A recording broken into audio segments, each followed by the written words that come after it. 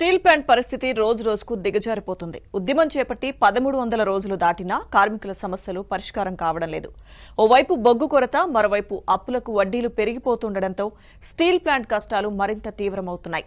కూటమి ప్రభుత్వమైనా తమ సమస్యలను పరిష్కరించే దిశగా చర్యలు తీసుకోవాలని కార్మికులు వేడుకుంటున్నారు.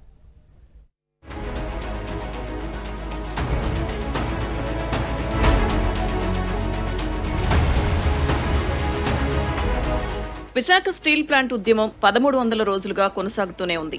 ఆరంభంలో తారాస్థాయికి వెళ్లిన ఉద్యమం మధ్యలో కాస్త చల్లబడింది. ఇప్పుడు మళ్లీ చాప కింద నీరులా అన్ని వర్గాలను ఏకం చేస్తూ ఉద్యమం ఉధృతమవుతోంది. స్టీల్ ప్లాంట్ నష్టాల్లో ఉందంటూ నీతి ఆయోగ్ ప్రతిపాదనలు బూచిగా చూపించి ప్రైవేట్ వ్యక్తులకు కట్టబెట్టే ప్రయత్నం మొదలుపెట్టి 1300 రోజులు దాటింది. గత వైసీపీ ప్రభుత్వంలో కేంద్రం నుంచి ఎలాంటి స్పందన లేదు. నాడు రాష్ట్ర ప్రభుత్వ సహకారం కూడా లేదు. కష్టాల్లో ఉన్న స్టీల్ ప్లాంట్ కు ఇటీవల 500 కోట్ల రూపాయలను కేంద్రం ఇచ్చింది. ఇప్పుడు మరో 2000 కోట్లు ఇస్తామంటున్నారు. కానీ ప్లాంట్ కార్మికులను బదిలీలు చేసేస్తున్నారు. సొంత గనులు లేకపోవడం, బొగ్గు కొరతతో వ్యయం పెరిగిపోతుంది. అప్పులకు వడ్డీలు పెరిగిపోతున్నాయి. దీంతో స్టీల్ ప్లాంట్ కష్టాలు కూడా రోజురోజుకు పెరిగిపోతున్నాయి.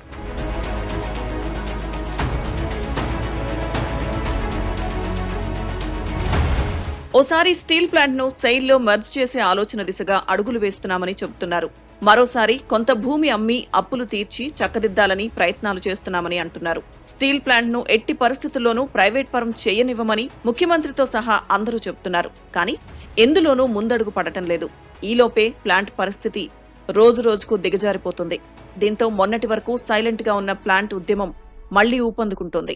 ప్లాంట్ కోసం మేధావులు, ప్రజా, విద్యార్థి సంఘాలు వేర్వేరుగా సమావేశాలు పెడుతున్నారు.